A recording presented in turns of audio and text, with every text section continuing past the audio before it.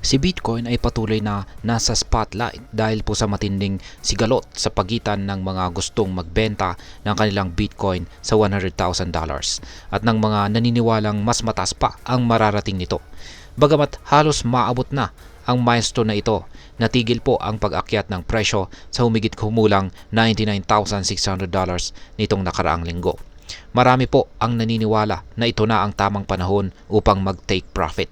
Ngunit babala ng mga eksperto, maaring pagsisihan ito ng mga nagbebenta sa hinaharap. Kaya sa video na ito ay aalamin po natin ang mga dahilan kung bakit maraming analyst ang naniniwalang mas tataas pa ang maaabot nitong si Bitcoin at kung ano ang ibig sabihin nito para sa atin bilang mga investors ni Bitcoin, investors or traders ni Bitcoin. At ayan, bago po tayo magpatuloy ay nais ko lamang po munang bigyang linaw ang aking disclaimer kung saan ang nilalaman po ng video na ito ay hindi po ito isang financial advice. For education and information purposes lamang po ang layunin nito. Ayan, ano nga bang nangyayari sa presyo ni Bitcoin ngayon? Sa nakalipas na 2 linggo, si Bitcoin po ay nanatili sa pagitan ng presyong $97,000 hanggang $99,000 na tila nag-aabang ng tamang oras upang lampasan ang presyong $100,000. Ngunit bakit tila nagkakaroon ng resistance sa puntong ito? Ayon po sa analyst na si Rec Capital, ito ay dahil maraming traders ang nagdidesisyong magbenta ng kanilang Bitcoin kapag naabot ang presyong ito. Para sa ilan, ang $100,000 ay isa po itong psychological milestone, isang antas kung saan sa tingin nila ay tama ng kunin ang kanilang kita. Ngunit sa dami ng nagbebenta sa price level na ito, nagiging hadlang ito para tuluyang maabot at malampasan ang target na ito ni Bitcoin. Ngayon ay bakit nga ba sinasabing pagsisisihan ito? Ayon po sa mga eksperto tulad ni Rec Capital at iba pang mga market commentators, ang pagbebenta po ng Bitcoin sa halagang $100,000 ay maaring maging malaking pagkakamali. At bakit? Dahil sa nakaraang mga bull markets, ang mga taong nagbenta ng kanilang Bitcoin sa mga milestone tulad po ng $1,000, $10,000 at $20,000 ay kalaunay nagsisisi nang makita nilang lumipad pa ang presyo nito sa mas mataas na price levels. Sinabi po ni Ginoong Paulo, isang kilalang market observer, na ang mga magbebenta ng kanilang Bitcoin sa presyong $100,000 ay maaaring maging halimbawa sa mga susunod na henerasyon bilang mga taong nagkamali ng kanilang desisyon. Dagdag pa niya, ang $100,000 ay tulad ng isang magnet na tiyak na malalampasan at sa oras na mangyari ito, magsisimula ang bagong yugto ng price rally.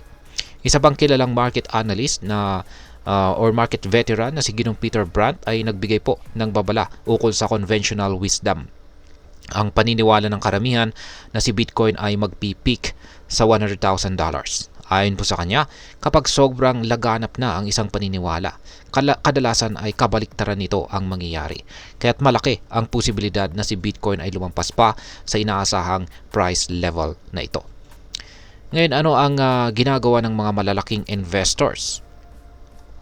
Habang maraming traders ang naghahanda pong magbenta, ang malalaking kumpanya naman tulad ni MicroStrategy ay patuloy na nagdadagdag ng kanilang Bitcoin holdings. Na-content po natin yan sa nakalipas na mga video. Kaya pag hindi pa ninyo napapanood, ay panoorin na rin ninyo yan.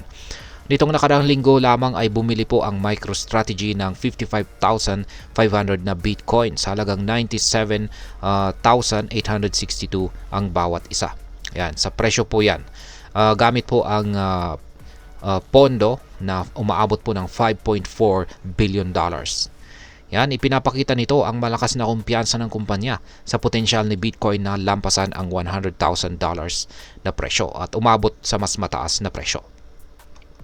Ngayon ay ano po ang maaring maging epekto nito para sa atin bilang mga Pinoy crypto investors or traders. Yan, para po sa atin na nag-i-invest dyan dito kay Bitcoin, ang sitwasyon na ito ay isang mahalagang leksyon sa pagdidesisyon.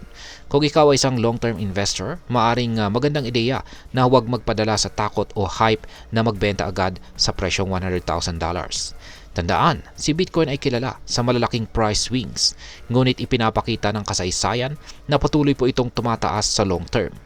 Sa mga traders naman, mahalagang magplano ng maigi.